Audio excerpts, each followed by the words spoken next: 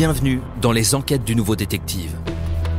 Le Nouveau Détective, premier magazine d'enquête sur les grands faits divers, et Engel présente Massacré pour tapage nocturne, une enquête d'Axel Vigneux. Au premier étage, les vitres de l'appartement explosent. Un épais nuage noir s'échappe et monte dans la nuit. En quelques instants, des flammes embrasent les murs et lèchent la façade jaune de l'immeuble. Des cris retentissent. Bientôt, les sirènes des pompiers hurlent dans tout Erba, petite ville italienne de la province de Côme. Il est 20h20, ce 11 décembre 2006, quand les premiers secours prennent position devant le numéro 25 de la rue Armando Diaz. L'incendie menace de tout avaler. Les pompiers évacuent dans la précipitation les résidents paniqués du rez-de-chaussée. Puis ils déploient leur grande échelle pour porter assistance aux locataires des étages supérieurs. Seule la famille de l'appartement où l'explosion a eu lieu manque à l'appel. Il s'agit d'un couple de trentenaires avec un enfant en bas âge. S'ils n'ont pas été brûlés vifs, ils ont probablement péri asphyxiés par les fumées toxiques. C'est du moins ce que l'on imagine dans un premier temps. Mais la réalité est bien plus terrible. Équipés de leurs lances et de masques à oxygène, les pompiers arrosent le brasier et tentent de monter par les escaliers. Sur le palier du premier, un homme est allongé face contre terre. Regarde Alessandro, il y a un homme là, juste devant toi là, à 10h. Ok, je m'en charge. Il bouge encore là. Vite, il faut l'évacuer vite. Le pompier le traîne par les chevilles pour l'évacuer et remarque qu'il laisse de longues traînées poisseuses au sol.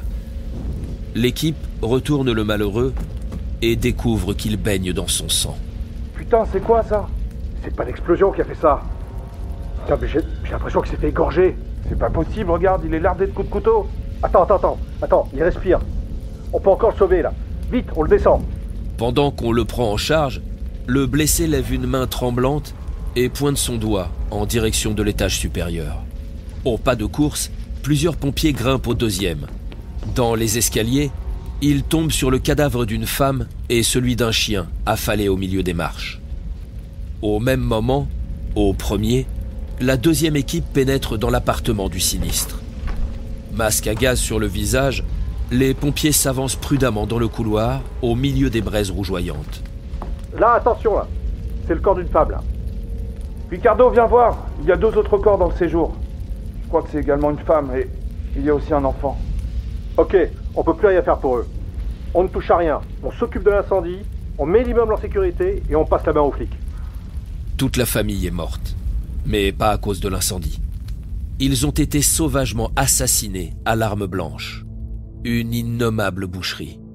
L'Italie est sur le point de découvrir ce que tout le pays appellera bientôt le massacre d'Erba. Les autopsies font froid dans le dos. Toutes les victimes présentent les mêmes plaies béantes. Elles ont été abattues avec une barre de fer, poignardées à de multiples reprises et égorgées.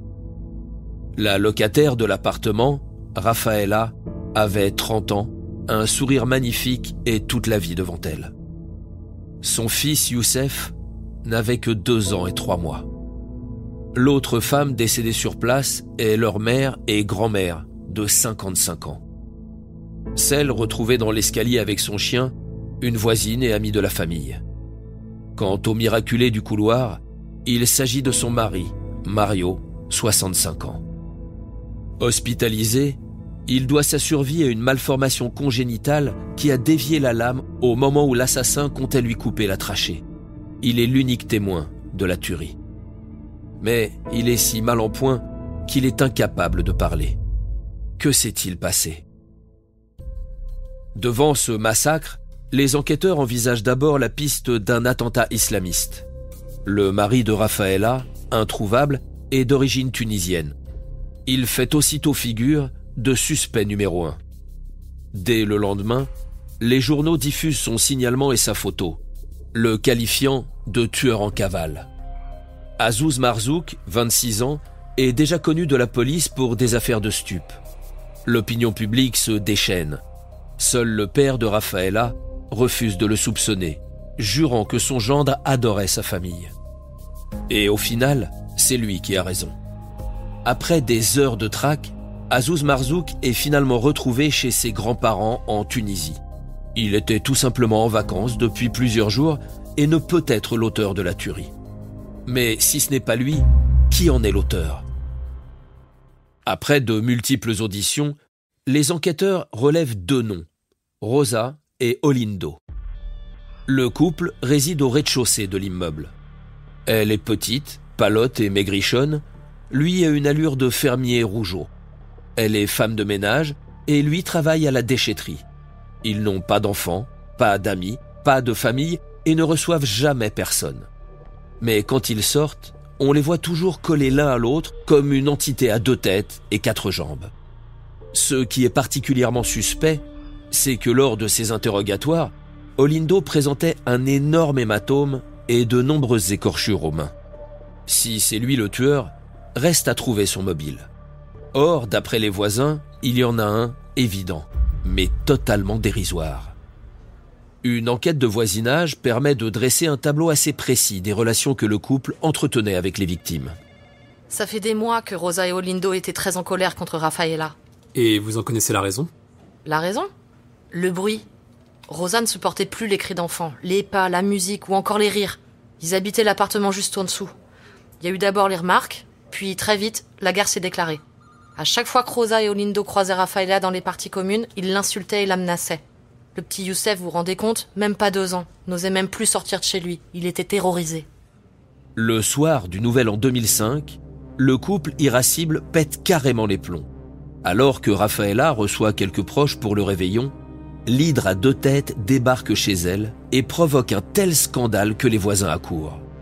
La mère de famille porte plainte, mais rien n'y fait. Au moindre prétexte, les 2 énervés continuent à venir tambouriner à sa porte en la menaçant des pires représailles si elle n'arrête pas de vivre. Est-ce cette guerre de voisinage qui a conduit au bain de sang ? L'hypothèse semble un peu surréaliste. Mais au lendemain du massacre, ni Rosa ni Olindo ne marquent la moindre émotion. Face aux enquêteurs, ils ne mentionnent même pas leur démêlés avec les défunts. Maintenant au moins, on peut dormir, lâche seulement Rosa pour tout commentaire. La piste islamique étant écartée, les policiers sont vite convaincus de tenir leur coupable. Le 8 janvier, les 2 époux sont arrêtés. Fidèles à leur ligne de conduite, ils s'emportent et clament leur innocence. Ils sont allés dîner ce soir-là au McDonald's de Côme. Ils ont même conservé le ticket de caisse. Les policiers vérifient, mais les horaires ne collent pas. Olindo et Rosa ont mangé leur hamburger plus de 2 heures après le massacre. Cela ne les disculpe donc pas du tout, d'autant plus qu'on retrouve des traces de sang sur le tapis de sol de leur voiture.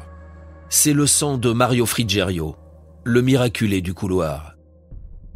24 heures après l'arrestation du couple, le seul rescapé du massacre émerge justement du coma. Retrouvant ses esprits, le premier mot qu'il prononce est le nom de son bourreau, Olindo. Réentendu, ce dernier panique et craque. Oui, reconnaît-il, il est l'auteur de la tuerie. Mais il jure avoir agi seul, sans sa femme. Sauf que cette dernière, apprenant que son mari est passé aux aveux, refuse de le voir tomber sans elle.